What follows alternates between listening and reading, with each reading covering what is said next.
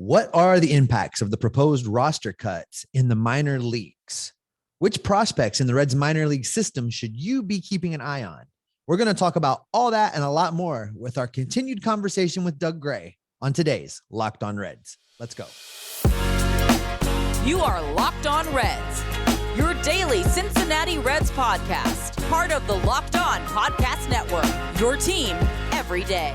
Welcome into the Locked On Reds podcast. I'm your host, Jeff Carr, alongside Steve Offenbaker. We are the Reds fans who are addicted to the Cincinnati Reds. We've turned that addiction into information for you. After years of podcasting about the Cincinnati Reds, we roll through this wonderful lockout, 3 episodes a week for you that we hope soon will be over. Today, we are concluding our conversation with Doug Gray as we look at the proposed contraction, really further contraction of the minor leagues from Major League Baseball and the effect that that's going to have really on the future of the game and different prospects that you may never have seen if this sort of plan goes through. We are also going to talk about some prospects that you are not currently looking toward, who you will be talking about at the end of the season. That's all coming up on today's Locked On Reds podcast, part of the Locked On Podcast Network, your team every day. Thanks for making us your first listen of the day. We are free and available on all platforms, including YouTube. All right, we've got a lot to get to, so we are going to jump right back into Steve and I's conversation with Doug Gray. And it follows up with what you said too about how hard it is to scout and figure out these guys and develop them and make sure that everything goes according to plan. So why not have more darts to throw at the board? But basically Major League Baseball is telling them, no, you can only have so many darts, and that's it. That's all you get. Yeah, and then let's talk about this for a second. Let's say they do get their way and they can cut 30 players. That's rough. I mean, those players are going to be guys that are at the lower levels. They're not going to be cutting guys that are in AA or AAA because they know that they truly know the value of those guys, even if they're just cup of coffee call-ups. Those guys are so much more talented in the current day form than guys that are in the lower levels. So they're not going to cut those guys. It's going to be the guys. The thing that I, thought about was, it's going to basically be they'll cut the low A team. So they only have A, AA, and AAA. That's 25 to 30 players on a roster. That's 2,000, or I'm sorry, that is, $250,000 to $300,000 in player salary a year that they're saving.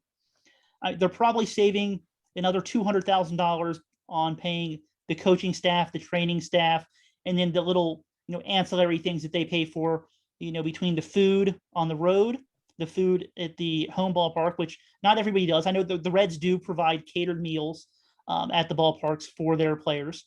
So that's not free. And then they pay for parts of the hotel rooms on the road. Some of that is covered by, let's say, the Dayton Dragons, for example. They cover some of that, but the Reds also cover some of that. How it's broken down, I'm not entirely sure. I think that the minor league team actually does cover more of that than the major league team. But let's just say it saves them $600,000 a year. Well, for the Reds, their revenue is about $300 million a year. We're talking about 0.5% that they're basically saying, hey, we want to save that money versus, hey, the one example I continuously brought up when they were trying to cut all the teams in minor league baseball a couple years ago was Jose Altuve. In that situation, he's not getting signed. Like, he got $10,000 and he came back to a tryout the second day after they told him not to come back. If they didn't have roster spots available to a player like Jose Altuve, he wasn't going to get signed. You don't have that guy anymore. And if you just get that guy once every 20 years for your organization, it's absolutely worth every penny that you would have saved. And then some. And you're probably not going to get a Jose Altuve situation like that. That's a very rare situation. But again, if you just get a guy who's a bench player, a reliever, even a below average everyday starting player, that's worth tens of millions of dollars in savings versus what you'd have to pay to replace that guy on the open market. It just doesn't make sense. It's penny wise and pound foolish, and it's just incredible to see. It really is. So in terms of Reds, this really is more of an effect on the Tortugas than, say, the DSL Reds. Yeah, because this is only for the domestic teams. Okay. So anybody that's in the United States, the DSL, as far as we have seen in the leaks, they will not be affected by that. Now, the Reds specifically wouldn't be because they only have one team in the Dominican Summer League, whereas some organizations do have two teams in the Dominican Summer League. So, we'll have to see how that plays out. But as far as we've seen so far, no, there has been no, proposals that would include, limiting things in the Dominican Summer League. Well, I tell you what. Go ahead. Yeah. Go ahead, Jeff. Sorry, we got to work on our signs. We got to. Well, see, that's a problem. Like, because everybody can see what's going on, and then we're going to start stealing your signs. I know. You know what? Before we move on from that, Doug, I'm just curious. Major League Baseball now for the maybe third year in a row. I've lost track at this point because it's just been such a mess. But have made significant changes to the way they are handling minor leagues. They changed the way they've done the draft. They've changed the way that the draft picks get paid more and more. And your Altuve example is great because one of the examples I always go back to is Mike Piazza. And the way that story played out. Lasorda drafts him at the end of a draft as a favor to his father, and the guy becomes a Hall of Famer. So, your point is not lost on me that we miss out on those guys. So what's the middle ground? We keep talking about the players and the owners need to come to the table and compromise. What is a middle ground here? Knowing what we know about what ownership is trying to accomplish with this minor league system, but also knowing what we would lose and what we need to have available as far as player representation in the minor league. What is that middle ground that could be a potential compromise? Here's part of the problem. From a legal standpoint, the Major League Baseball Players Association can't really do too much to fight for the minor leaguers. It's a legal workaround kind of situation. Now, from what I understand, the Players Association could be like, hey, we want the minor league players to be paid, let's say $25,000 a year. But if the owners just say no, they can't bring it up again. Like they're not allowed to. Both sides have to be on board to negotiating for people that aren't represented. And as we can clearly see, that's not going to happen. The owners are trying to get away with paying as little as humanly possible, and they're trying to cut jobs. Now, I made a joke the other day that, the owners are basically trying to do this because they didn't realize how expensive rent was. Because starting this year, Major League Baseball is covering rent or lodging or housing for about 90 to 95% of minor league baseball players, which is great. That's been a huge issue for players in the past because do you ever live somewhere? Anybody have a house? No. Okay. Well, let me explain this to you. If you're renting, you're not going to be able to find anything for cheap on a month-to-month basis. Like that doesn't exist because the people that own those properties, they want guaranteed income. Well, you sign contracts for a year or 2 years, or in some places even longer than that. And so they've got the stability of that. But if you're a minor league baseball player, you can't just be like, oh, I'm going to live here for a couple of years. You might live there for 3 weeks, and then your job decides, hey, guess what? You're moving across the country because you got promoted. But you still have to pay that rent. Somebody's name is on that lease. And that's been a really big problem for a lot of players. And Major League Baseball has finally stepped in and they're going to take care of that. Now, there are some issues that are still unknown and how they're going to work out. Let's take, for example, a player that has a family. Well, as the rules are written, Major League Baseball can put 2 players in 1 bedroom. Now, they have to have separate beds, of course, but how does that work if you've got a wife and 2 kids? Do you still have to room with, hey, your shortstop, for example? Like that's a weird situation. Like, how do guys like that get taken care of? Don't know. And I really haven't seen an answer from anybody yet. And so that's one of those weird situations. I don't want to paint the owners as the worst human beings possible, because at least they're doing something here. And they did raise the salary for players. Now it's still not nearly enough as it should be. But they have made some improvements over the last couple of years, but it's come on the backs of them cutting 2,000 plus jobs too. And so the increased money issue is really taken care of for the most part by just eliminating those jobs. And again, as I said earlier, it's not that much money compared to the revenue of even a small market team like Cincinnati. It's really not.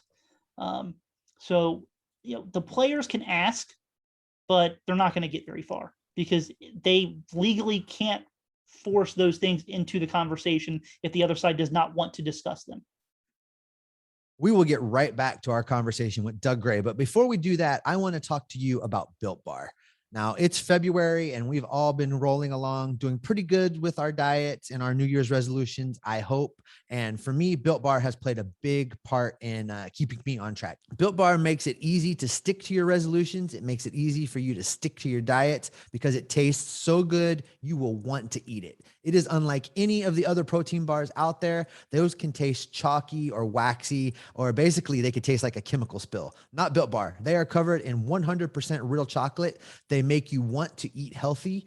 And it's just one of those things where they make it fun to stay on your diet. You almost feel like you're cheating on your diet. Covered in 100% real chocolate, but only 130 calories, 4 grams of sugar, 4 net carbs, but packed with 17 grams of protein. They have some amazing flavors out there like Cherries Barcia. That's my personal favorite. I've told you guys many times, that's what lives in my locker at work, helps me get through those long night shifts. They've got lots of other great flavors, things like coconut brownie chunk, salted caramel, as well as many, many seasonal flavors and some very varying products like the puffs that are almost like Three Musketeers. You're not gonna be able to get enough of those. So head over to built.com right now. And when you place your order, use the promo code LOCKED15. That promo code is going to give you 15% off your order at built.com for all of these amazing protein bars that help you achieve your fitness and health goals. That's built.com using the promo code LOCKED15 for 15% off your next order.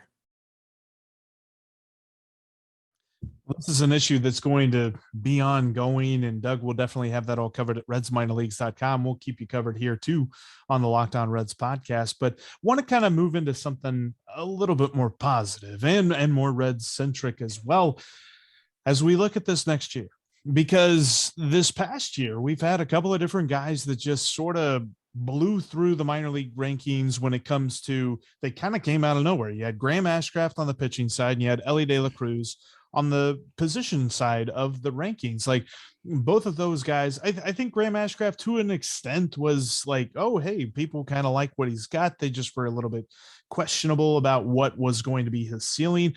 And then Elly De La Cruz came out of nowhere. So when you look at 2022 and we've got the unexpected ahead of us, what do you expect from the unexpected? Who is going to be the next meteoric prospect to rise through the rankings? Was there even a question in there? Yeah, who's going to be the next meteoric prospect to rise through the rankings? Okay. At the very end there was a question, yes. And I if you're asking me who's going to do what Elly De La Cruz did this year, I mean, I'm not going to say anybody's name. What he did was, I mean, he went from a guy who was not rated in the top 30 of the Reds prospects to being, one of the top 75 to 100 prospects in all of baseball. Like that doesn't happen very often. Like what he did was just different. And I do think that part of that also could be because we didn't have a 2020 season. And so, those gains that he theoretically made between his debut in 2019, where he was solid, but nothing spectacular on the stat sheet, we didn't get to see that progress that he made the next year. We had to wait 2 years for it. We're not going to be doing that with most guys unless somebody missed all of 2021 with an injury, for example. And there were a few guys that did that, but I can't see the future. I don't know what those guys are looking like, especially somebody that would come out of nowhere like that, who I haven't seen before. Now, if you look at the DSL Reds, there were some very good performers on that team. The guy that I think has the best chance of really making a name for himself this year. Now, he's not, in my opinion, and in the opinions of the people I talk to, the best prospect coming out of the DSL from last year's team. But he is a good prospect. He's got some tools. But I think that he's the most ready right now based on his current game is Carlos Jorge. He's a middle infielder, he's shortstop, second base. He hit 346 last year. He had 27 steals. He's very fast. He can hit the ball to all parts of the field. He had 8 doubles, 10 triples, 3 home runs last year in 47 games as a 17-year-old. He walked nearly as often as he struck out. He is, praised for his approach to the game. I think that he's just more ready than the other guys that may have slightly better tools, or in Melvin Valdez's case, much better tools, but not nearly as good performance on the field. That Melvin Valdez is much more raw. But don't be shocked if he has a big breakout either, because everybody says the tools are incredible. He just needs to ground out some of the finer aspects of his game. I just think that Carlos Jorge has enough of both that upside and current ability that he could put up some really big numbers this year in the Arizona Complex League when that does start. I don't know if it starts in June or July this year. And so we'll have to kind of wait and see when that is, but it's going to be sometime in the midsummer. He's probably not going to be playing, when games start in April in Daytona. That's probably not going to happen. I don't want to say it's completely unfathomable, but they usually don't make that kind of aggressive jump with guys. Doug, looking a little bit higher up the system, last year we saw a couple players really turn a corner and almost demand that some attention be paid to them. Guys like Alejo Lopez on the hitting side, guys like Daurice Moreta on the pitching side that really just seemed to click. And maybe that has something to do with, like you alluded to, we just didn't see them all for a year, and there was development in there that, we didn't see take place. But are there guys on either the AA or AAA roster that you look at through those same glasses thinking, this could be the year that they turn a corner and really almost demand that people start paying attention to them? I think that there's one guy that, Graham Ashcraft, when it comes to the pitching prospects in the organization, he kind of gets left behind a little bit behind, Lodolo and Hunter Green. But I think that he's definitely a guy, but he's more well-known. People at least have heard of his name probably. I think the guy that most people probably aren't talking about, and he was added to the 40-man roster back in November, so it's not like he's out of nowhere. The Reds know what's going on. But Alexis Diaz, he's a reliever. He's only a reliever, but he throws hard. He's got a very good breaking ball. Control is solid. He misses bats. I really do think that he's a guy who could really break out and force the issue by midseason, maybe earlier. With relievers, you never know, because sometimes it's, hey, we've got 4 injuries all at once, and so a guy will show up in April when you weren't expecting that. You don't really know how that's going to play out, although especially with this year, you don't know how it's going to play out because we don't know when the season's going to start. But I think that he's got the combination of stuff and control, and he's close enough. He spent all of last year in AA and put up good numbers.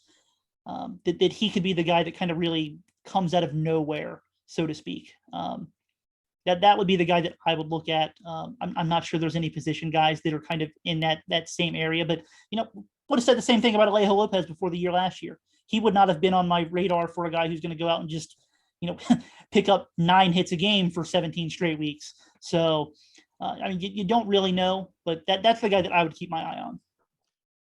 Coming up, we conclude our conversation with Doug Gray from RedsMinorLeagues.com and RedLegNation.com as we continue to look for prospects that you are not currently aware of that are going to be on the forefront of your mind come the end of this season. Before we get to that, though, I got to tell you about BetOnline.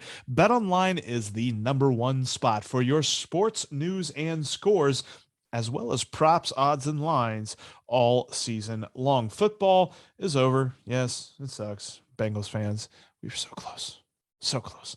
But there's still plenty of basketball to go on when you're talking about the NBA, NCAA basketball. We're getting close to conference championship season and March Madness. Get ready for it at BetOnline.net. Plus, there's the NHL, boxing, UFC, all kinds of great stuff. You can find that information right there at BetOnline. They've also got great promotions that you're not going to want to miss throughout basketball season, hockey season, and all of the great stuff that you're going to see from boxing and UFC. That's all at betonline.net. Head on over there today and check out everything they've got to offer for you. BetOnline is where the game starts. All right, now let's conclude our conversation.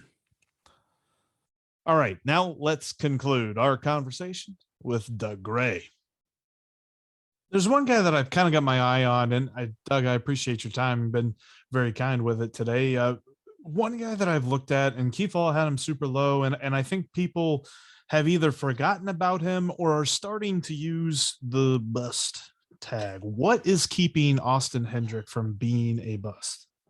Well, I'll be honest. I hate the word bust. I don't think, especially in baseball, I don't think that it's fair because, again, as we said earlier on, it's very difficult to go from the draft to major leagues. Right. It's even more difficult for a high school player because that it generally takes several more years because they're drafted when they're 17 or 18 years old. It just takes time and repetition. But Austin Hendrick, he had a really tough year last year. He dealt with some injuries, but even when he was healthy, he struck out a lot. I think that he had a 44% strikeout rate last year. It's pretty simple. He's got to make more contact. If he does not make significantly more contact, he's not going to make the big leagues. Now he's apparently been working very hard in the offseason. He's slimmed down. He's worked on some things with his approach to the game at the plate. He's going to have to put in the work, and he's going to have to make dramatic improvements, though. It was a weird situation, not just for him, but for a lot of guys, in that, drafted or signed in 2020 and didn't get to play. He basically played 2 or 3 games his senior season in high school until he stepped onto a professional field in May of 2021. So he went basically 2 full years where he hadn't faced a pitcher. That's a lot to ask of a lot of guys. Now, some guys were able to do it, and they had much more success than him. So I don't want to put all of the blame on that. Now, what some of you may or may not know is he played for Daytona. Last year, in the league that Daytona plays, they had the automated balls and strike system in place. Sort of. Every ballpark in the league had that except for Daytona, because Daytona is the only team in the league that did not have, it's not a spring training stadium. So they only had the TrackMan set up. Every other place had the Hawkeye system set up, which is what is currently used in Major League Baseball. That's what they wanted to test out. So in the home games for Daytona and Austin Hendrick, they had guys or girls or women, I'm sorry, calling the strike zone behind the plate. When they went on the road, they had the automated strike zone, where the strike zone it's shaped very differently than what is the general called strike zone. And so both pitchers and hitters for Daytona were dealing with 3 different strike zones, because at the midpoint of the season, they actually changed up the size and shape of the strike zone for the automated balls and strike system. So they had 3 different strike zones to deal with during the regular season last year. I don't know about you guys, but I feel that could be a little bit of a problem. And maybe you could give some guys a little bit of leeway in their walks and strikeout rates who played for the Daytona Tortugas last year, because if something's a strike all one week and it's not a strike all of the next week, that's going to mess with your head a little bit. Like, what is a ball and a strike? Right. So there are a lot of reasons to say give Austin Hendrick some time. I think I laid him out pretty well, but to be perfectly fair, he performed a lot worse than pretty much every one of his teammates too. He's just gonna have to make a lot more contact. But I do think that we should wait and see and give him a little bit more opportunity to see what happens too, because he dealt with a lot of weird circumstances that, realistically, looking back at the history of baseball, who else has dealt with something like that? If you didn't play in 2021 in Daytona, you probably haven't dealt with all of those scenarios. So I'm very willing to give him a little bit more time to see what happens. The equivalent of playing an entire week with Angel Hernandez and then going back to a real umpire. Yeah. Doug, I know we're fast running out of time, but there was one thing I wanted to touch on with you while we had you here. With the lockout underway, and that affecting the 40-man roster players, but not affecting the non 40-man roster players. What does Goodyear look like right now? What is happening with quote unquote spring training? Because my understanding is there's players there's things underway, there's work being done on the backfields. What is happening in Goodyear as far as the Reds minor league systems right now and moving through the next few weeks? Hey, let's talk about the backfields real quick. Since the major league guys aren't there, the minor league players that are there, they get to play on like the big league backfields right now. So, hey, good for them. But realistically, what's going on is that it's just like an early minor league camp. There's some pitchers and catchers there right now, and they're just kind of getting back into things, getting their arms ready for the regular season. There's going to be some position guys that show up. I think it's in about a week. To kind of join them for early camp, and then everybody shows up in early March. But it just looks like your typical regular minor league camp right now.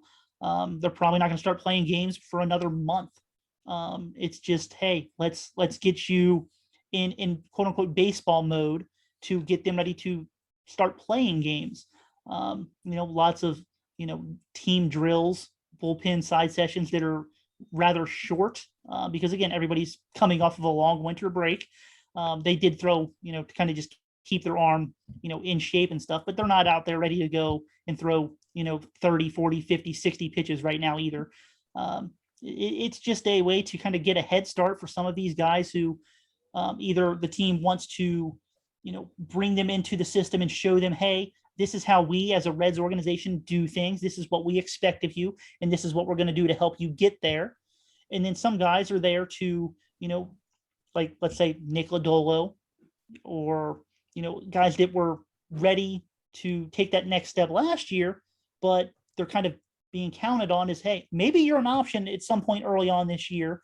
And, particularly in Nick Lodolo's case, you missed some time last year too. So they kind of want to get a head start on that and, maybe have some of these guys a little bit more prepared. And when it comes to, hey, we don't know when the season's going to start, that really is a weird situation. Because let's take Hunter Green, for example. Let's say the regular season doesn't start until mid-May, which, hey, if they hit that at this point, if that's when it happens, I think it might be a little bit soon. But let's just say that happens. Nick Lodolo, for example, has been pitching for 5-6 weeks at that point.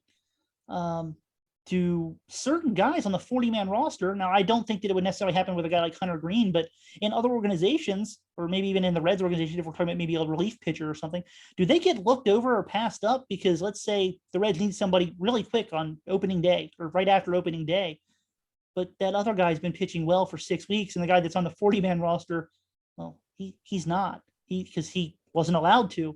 Is that, like, do we see weird things going on around the league in situations like that, where the team can look and be like, oh yeah, this guy, he's been performing well. Whereas, let's say we've got an open 40-man roster spot now because player XYZ has to go on the 60-day injured list. So they don't have to cut somebody. They can create an open roster spot.